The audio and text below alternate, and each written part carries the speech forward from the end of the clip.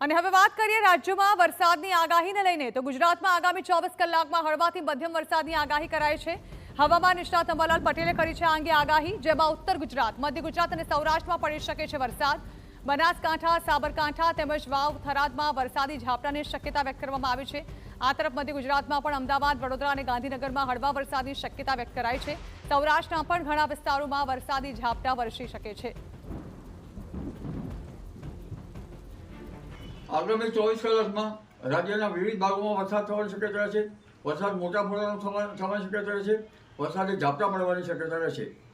લગભગ મધ્ય ગુજરાતના ભાગો, અમદાવાદના ભાગો, ગાંધીનગરના ભાગો, આ ઉપરાંત ઉત્તર ગુજરાતના ભાગો, બનાસકાંઠાના ભાગો, વાવ થરાદના ભાગો અને સાબરકાંઠા અરવલ્લીના કોઈ ભાગમાં વરસાદ ઝાપટા પડવાની શક્યતા છે। ઉત્તર સૌરાષ્ટ્રના કોઈ ભાગોમાં પણ ક્યાંક વરસાદ ઝાપટા પડવાની શક્યતા છે। સૌરાષ્ટ્રના અન્ય ભાગોમાં પણ ક્યાંક વરસાદ ઝાપટા પડવાની શક્યતા છે। દક્ષિણ ગુજરાતના કેટલાક ભાગોમાં વરસાદ ઝાપટા પડવાની શક્યતા છે।